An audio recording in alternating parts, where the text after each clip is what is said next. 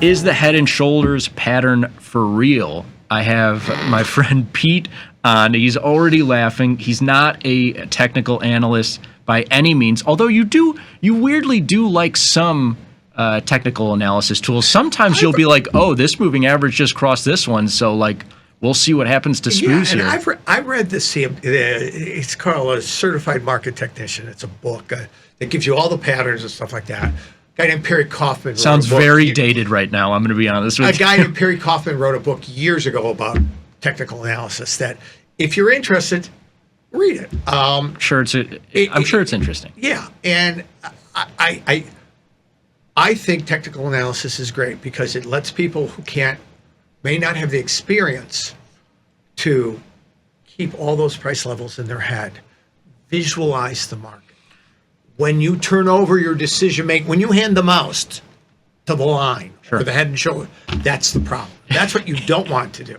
You'd never want to hand over decision making to the line. Well, the line says we should be back here. That's an interesting way to read it. At the end of the day, technical analysis, like the head and shoulders pattern that we're going to get into here in a second, though experienced traders like Pete might have some opinions about it now after, 40 years of trading. He would be like, this is idiotic. But it is it's a place to start. So many people get so paralyzed by oh man, I can't start investing in stocks because I have no clue where to start.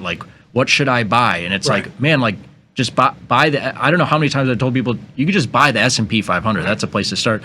With trading, if you want to actively trade forex or whatever markets you might be lending technical analysis to, that's a good point.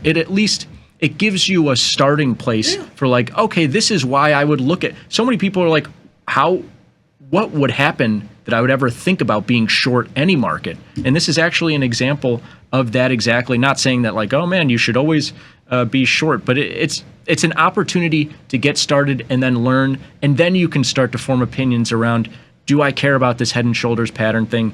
Is it real? Is it something I want to use in the future? And you're off and running. But the head and shoulders pattern, Pete, is one of the most popular patterns in technical analysis. It attempts to predict a change from bullish price action to bearish price action. And a lot of these technical analysis tools... There's an inverse head and shoulders, same thing to the upside. Of course. And a lot of these patterns or tools, RSI being below 30% or above 70%, they are trying to give you an idea of okay, this market might be too expensive or this market might be too cheap.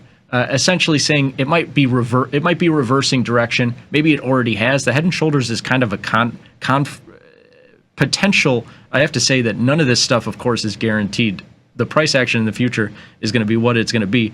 But it's trying to confirm that this market has gone from going higher to now going lower. And it consists of a neckline, which is what you see here, this horizontal line that starts from where it started its bullish pattern, where it kind of confirmed a bullish pattern, and then where it started to drop off in that bullish pattern, and then where it broke through. Now, above that neckline are two shoulders here and a head, which at the end of the day is just, okay, it peaked, it came lower, it didn't fall through this neckline, and then it actually had a higher peak, it came lower, didn't fall through this neckline, and then it had a lower peak, and now it's moving through that neckline to the downside, and now we're in bearish territory. To Pete's point, there's inverse in the opposite direction, where of course you would just be looking at a shoulder being a low, the head being a lower low, and then the other shoulder being a higher low, and then confirming to the upside. We actually have right now, and maybe we'll track this the next week or so, a market that is showing the head and shoulders pattern in the Eurodollar market, huge market. In early April, Pete, this market traded all the way up to above 113, backed off a little bit for a couple of days in here from that high, traded all the way up above 115, which is a high in this market for the last couple of years, came lower, bounced back to where that neckline is around 113, 114, and now has since traded below this neckline. Now the idea becomes, is this real? Does this confirm a bearish pattern? Will this market continue now from where it is right now, trading around 112, back down to the middle of the last year's range. It'll be I think this is a great example for people to watch. Yeah, absolutely. And again, expectations that 112 level, which was support, now becomes resistance to see if we could trade above it. From expectation standpoint, if you measure from the neckline to the top of the head, that should be your expectation for downside movement. Gotcha. Basis the manual.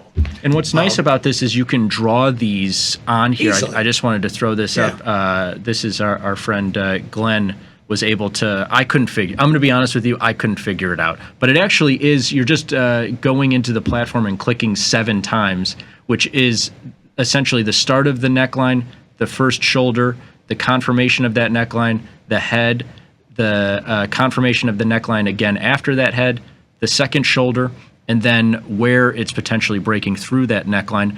What's really interesting about this, Pete, okay, so you understand what it is, you know how to look for it and how to draw it using the tastyfx platform if you want. I'm sure other platforms have it as well. But this is a really interesting one because we can follow this in the euro-dollar market, huge market that's often quoted, often traded by so many people globally. But you love when the market's even. Like, we're not coming to you and saying, oh, euro dollar's back to 105, and so obviously it was a head and shoulders. That's not really useful. Right.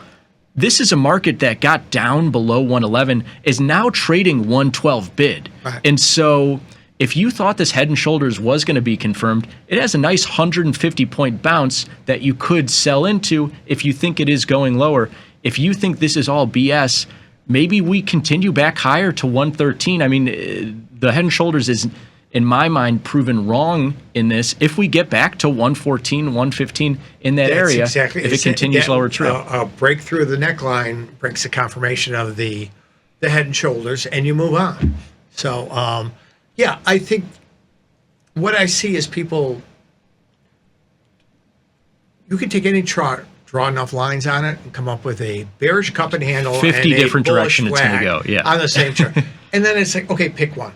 And then you get decision paralysis. I think all this is great because, again, there's a reason Tom hates this. Tom and people, I've got friends I've traded with 40 years. Tom trades 100 underlyings from a ribbon of bid-ask prices. Do I know Doesn't anyone open the else chart very often. Do I know anyone else who can do that? Absolutely not. He is truly a savant when he does that. So he can process all that. You know, he's our own crazy supercomputer with a beret. I hope he's listening. I hope he's not, because I will deny saying any of this. But for those of us who are mortal, visualization is an important part for context. So again, these are tools. These are tools to better reinforce your trading strategies. Used appropriately, they become productive parts of decision making. And that's the only caveat I'm going to say. But yeah, this is technical analysis. I mean, I started doing point and figure charts before they had computers. I'm sure. I actually had graph paper and did them up and down. It's a great way to start. For a new guy who's trying to figure out what is a daily range, how does that work? Great tools to use. And they're all provided for you on the platform now, which is great. So use them effectively. This was a great discussion. I can't say anything better than that. Great way to close it.